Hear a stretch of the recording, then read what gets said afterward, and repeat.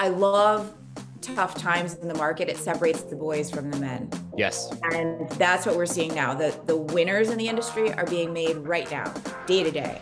So people who are listening to this who are like, yep, I want it. All right. Welcome to an episode of Real Estate versus Technology. I'm your host, Norman Kinsey. We have our co-host, Mr. Dan Gandy. Welcome, Dan.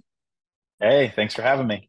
Of course. Excited to have you with us. And I'm very excited about today's podcast episode and guests. And we have two guests. And before we get into it, I want to encourage everyone to like the episode, subscribe, and get out your notepad. Write down some notes. Comment below. What did you learn? As today, we're going to get into blockchain technology and how is that going to innovate and evolve our real estate community and transaction side of things as we know it today. Not to mention also NFTs. How's that going to change the world of real estate as well? So today's guest, I'm going to go ahead and introduce the first one and then also the next guest because we have two. Our first guest, I met her in San Francisco, California for a NORA event, and we had the pleasure going back and forth. And then she was one of our keynote speakers for What's Next for Real Estate. And then I got introduced to one of her partners. So today we're going to go to a couple different places. We're going to go to, I'm here in Arizona. We got Dan Gandy over here in Oregon. We're going to go to California and also Vegas. So we want to introduce the one and only. Welcome to a new episode of Real Estate versus Technology, your number one resource to get the inside scoop from top performing real estate professionals. How are they growing their business utilizing technology in today's market? Hear also from top performing coaches that can help and serve you in your real estate business, and also technology providers. Let's go deeper with these technology providers to ask them how they got where they're at today and how maybe their services could better serve your real estate business. A big shout out to Liftoff Agent for sponsoring our podcast. Go ahead and go to liftoffagent.com to learn about their marketing and positioning services to help scale your real estate business. If you haven't already done so, like the episode, subscribe. We want you to comment on YouTube what you learned from the episode and give us a review if you're going to be listening and streaming this podcast.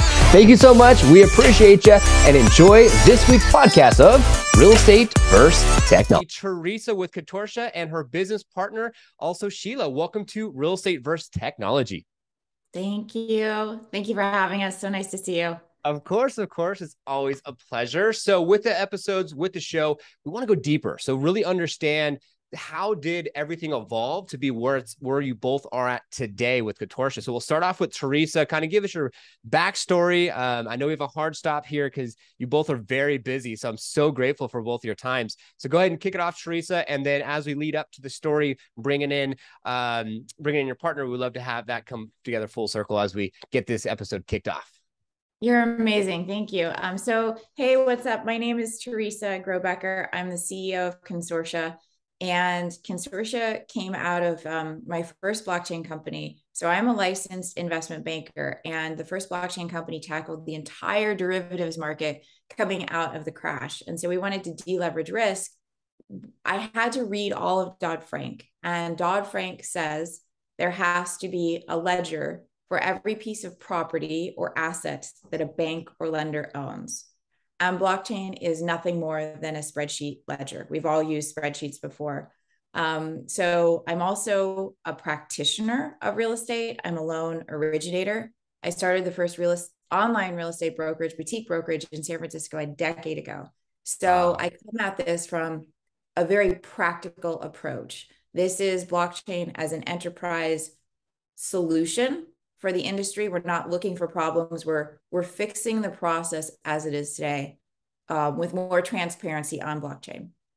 Wow, that is absolutely phenomenal. And I was so excited because y'all are pioneers here. You're not like, you're making your own roads and completely just changing the future of real estate. So let's lead up to and give a nice warm welcome and intro to Sheila. Because I know, Sheila, you started with EXP when it was just 1,000 agents. From there, it now has 83,000 agents. Dan Gandy up in Oregon is with the EXP family. And I know that now I believe you have over 1,500 real estate professionals that you work with, I believe, on your downline. Maybe I'm wrong. 15,000. 15,000. Oh my God. I was way off. So that's impressive. So leading up, so Sheila, tell us, how did you get involved with Teresa, Katorsia? Give us a little bit of your backstory as well. Sure. So I'm a real estate broker out of Dallas, and this is my fourth company that I've built Wow. in 3 different industries.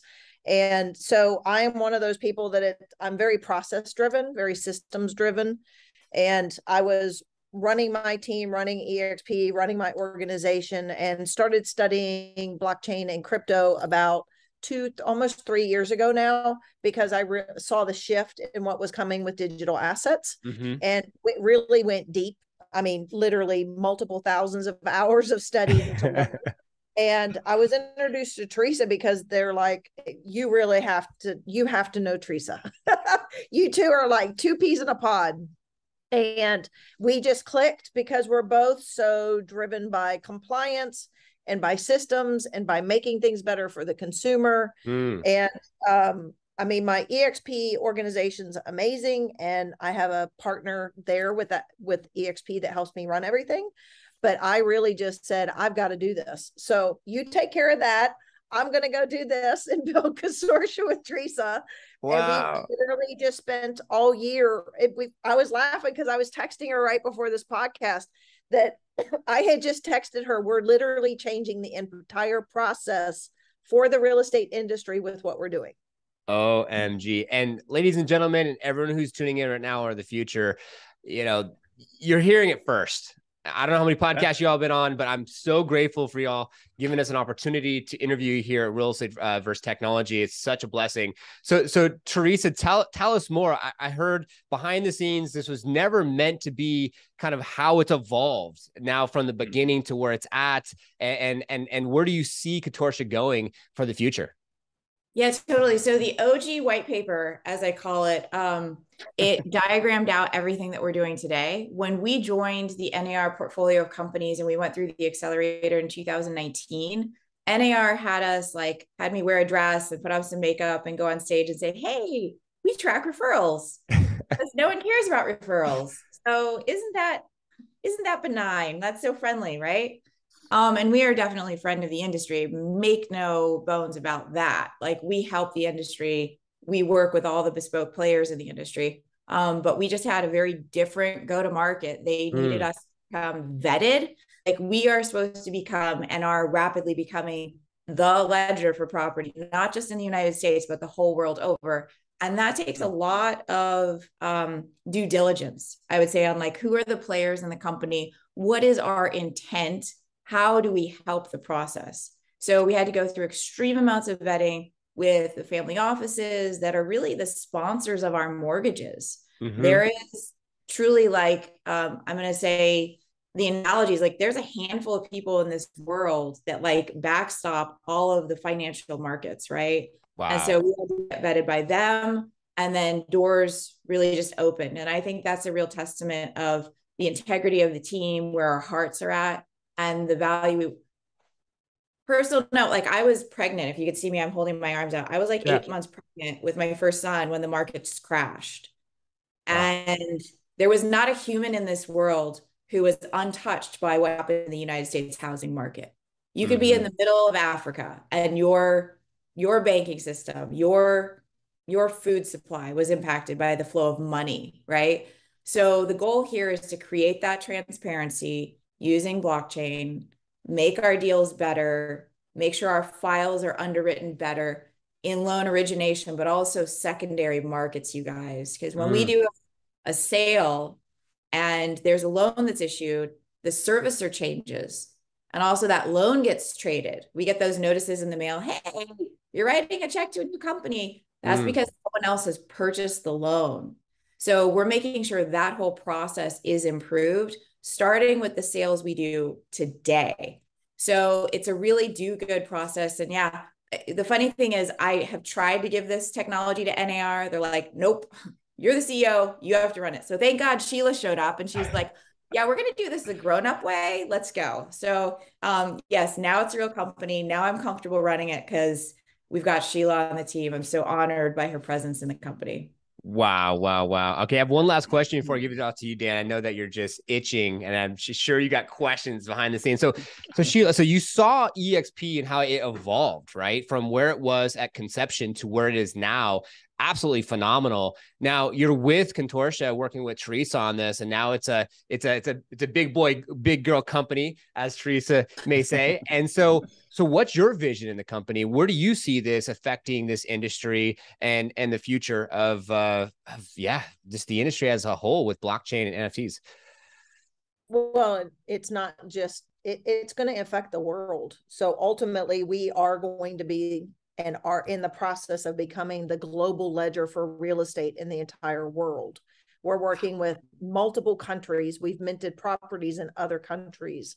We have governors, senators, states already committed to coming on board with us, because it's not just one thing. A lot of people, when they think real estate, they think the agent or the loan officer.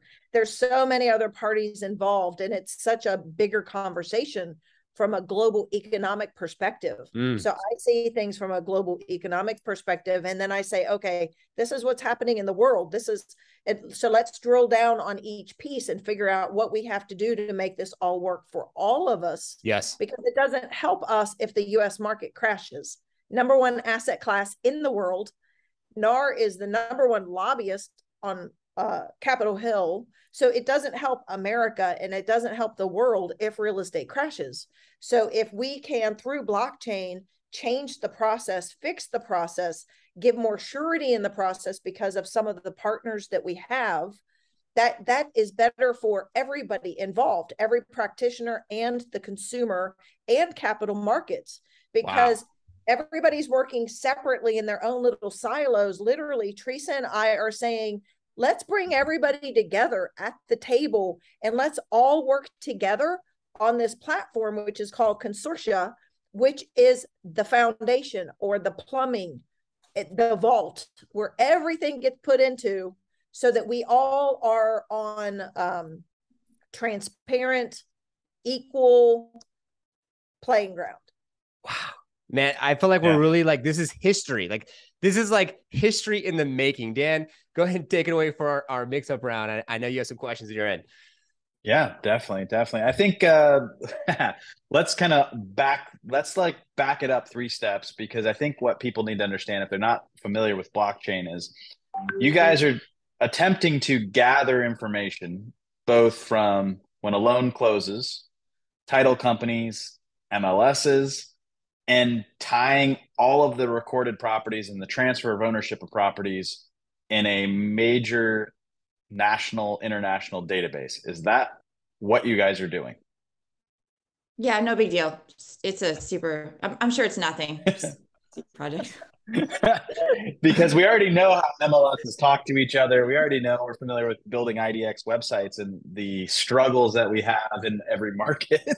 So this uphill battle, what is the number one opportunity to this being accomplished? When you say opportunity, what do you mean?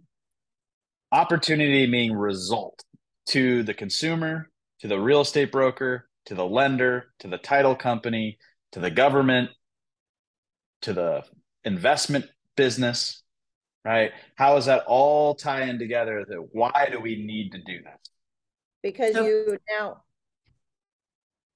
you now have one single source of data for an asset, with every single point about that asset in a place that is permissions based, privately held blockchain that people can tap into. Capital markets, secondary markets, mortgage lenders, anybody that has permissions can tap into that data, but it's a single source. So we have the ability to go back in data. So imagine if for capital markets perspective, which is why Teresa created this, they don't know what's going on with that house. They're buying billions of houses in a bundle. They have no idea if the roof's bad. They have no idea if there's a foundation problem. So how can you, in your right mind, would you as a consumer buy a property sight unseen that you didn't know its condition? It doesn't. I do that all the time, but I'm a freak of nature. Okay, I don't count. I do that. But I'm saying that's what capital markets are doing. So this solves for that, so that now we're going to know nobody's going to be able to lie anymore. We're going to have true, open, honest transparency about the condition of the asset, which gives us the ability to truly evaluate the value of the asset. And then the consumers and the lenders and capital markets can all make a good, informed, logical decision about whether they want to invest in that or how much it's worth to them. That's what we're doing. We're building Carfax for homes. That is what I was looking for in terms of a response, because me as a real estate investor as well, I deal with it all the time, both investing out of state or investing in state. It's like, oh, I need to run a title report, look on the MLS. I need to look it up in PropStream. What's the mortgage balance? What was it ever appraised, right? All this different information that is not available to the investor or real estate broker to make valuation type decisions. And I think that's one unique benefit to all of this, is that by systematizing it and by creating this network, the efficiency of the market is more predictable, and also the risk assessment is so much more transparent. So I am actually super stoked. Last question for me really quick is, in building all of this, how hard has it been to get some of these partners or some of these lockers of data to say, we'll open our vault to allow this data to free or to move freely between databases? I started to giggle because I thought you were going to say, how hard is it to build blockchain? And it's like, blow your brains out painful. Because, and this is not what you asked, but I'll say it because that's where my brain immediately went to, like the brain damage that I've had, is like, we're building an immutable ledger. Think about that. Once something goes in, cannot be changed. Do you know how much pressure that is for the entire world of real estate to build something perfectly from the ground up? Like, it's enough that I have, like, I'm Asian and I've got a tiger mom on top of me who's like, you need straight A's, right? Like, this is apparently, I just kept that in my, as my being for this, my whole life. So that's a lot of pressure. So when you started to ask that question, I was like, yeah, that's not fun. The interesting thing now is we have people coming to us now, chasing us down. Like, literally at conventions, people will circle us, literally saying, how do we get our data onto your system? Wow. Yeah. That's what you want. That's what we want. And never in a million years did I ever dream of having these conversations with people. Because if people have information and they have copyright to their information, they can share that with consortia. They can share that with the world and get paid for their data.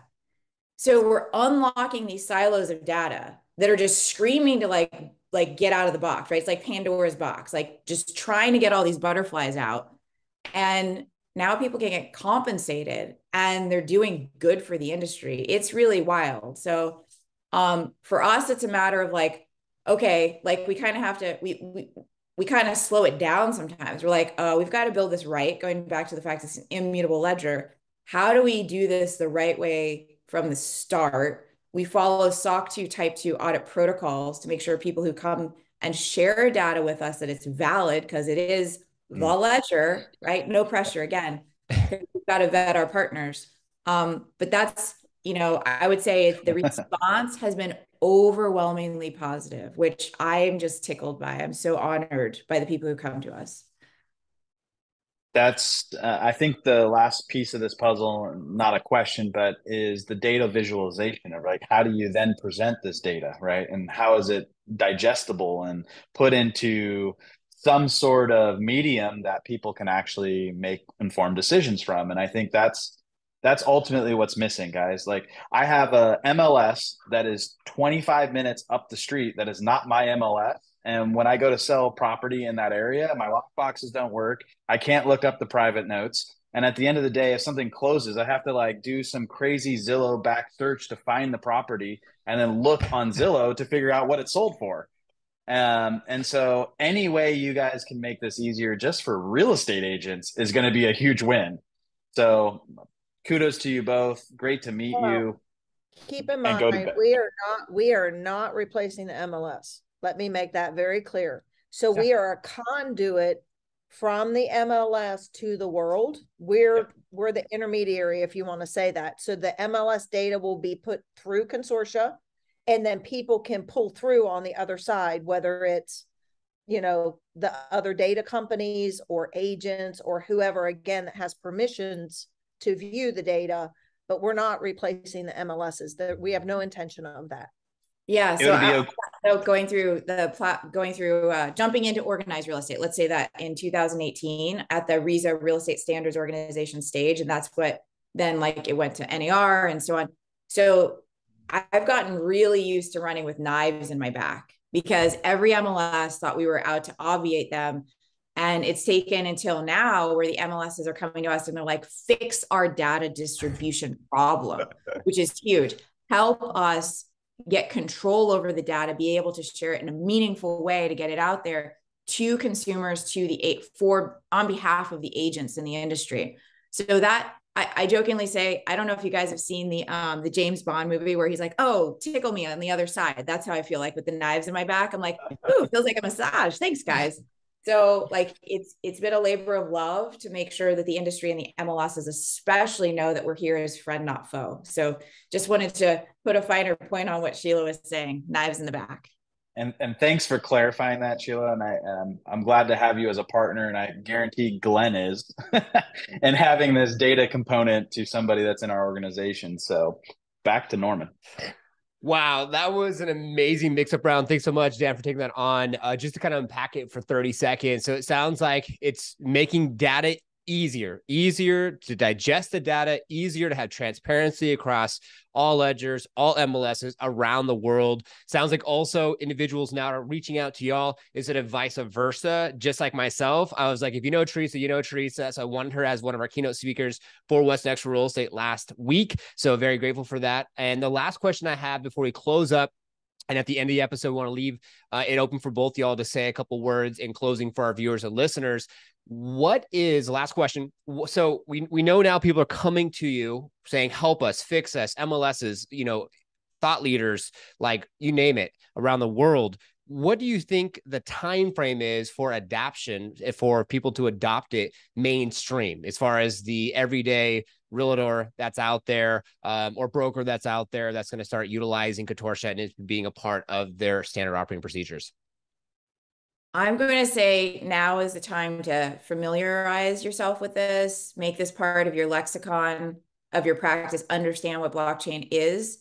We're bringing people on in droves this year and this fall. I love tough times in the market. It separates the boys from the men. Yes. And that's what we're seeing now. The winners in the industry are being made right now, day to day. So people who are listening to this who are like, yep, I want to, like Norm, like you hosting an event in the middle of a massive pause in the industry, right? I'm like, this guy's got balls, right? So now it's time to get familiar. In the spring, it's going to be certified listings, all this data on blockchain. And then it's just, if you're in it to win it in this industry, you're going to want all of your listings, your past listings and your current listings coming on blockchain. And so that's happening now. Sheila? Yeah, I want to continue on with what Teresa's saying. So the example is, think about 2010. If you were able to buy your zip code and lock up your zip code, would you do it? 100%. Of course. 100%. Every agent would. So guess what? You get to do that today. So today, you can go back from every home you've ever sold since you've been in real estate and mint it on the blockchain, on the immutable ledger, and be locked into that property today. So imagine, instead of you showing a client a review and a number of reviews you have, showing them a Google map of your city and all of the pins from every property you've ever sold since you've been in business. How powerful would that be to you as a practitioner? That would be enormous. The visual of what you could show your clients. And then you can literally click on the link to drill down into it. So I know we're going to have to wrap up because I know Teresa and I are due on another webinar, but we can talk all day about this. We love you guys. We appreciate you. Thank you so much for having us on here. Yes. Sheila, Teresa, it was a pleasure. Take care. Have an amazing rest of your meeting. We'll close out without both y'all, and check them both out. Links are down below, Consortia, and have an amazing rest of your day and an amazing next meeting. Thanks so much for joining us today. Love you guys. Love you guys. Thank you so much for having us. Thank you. Appreciate it. Awesome. Take care. Bye. All right. Well, that was an amazing episode, Dan. Thanks so much for co-hosting that episode. I knew it was going to be a whirlwind. It's the real life problems, right? Like let's depack this for a second or unpack it. Yes. The real life problem when you have a bunch of agents and lenders and thought leaders on this podcast, that's great. It's great for the industry. But when you meet somebody who's actually solving a major problem that has like multi-billion-dollar real estate impact, that's what we just talked to.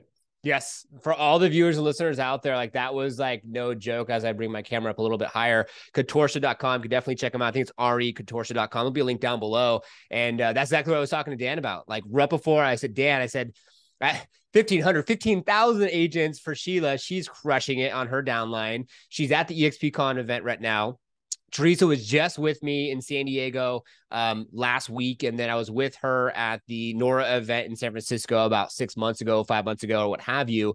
And that's what we want to do, Dan. We want to bring what's next in this industry to what's next for real estate for our event, real estate versus technology and liftoff, so we could really be thought leaders in this industry to show everyone, hey, we're a part of this industry shift and change.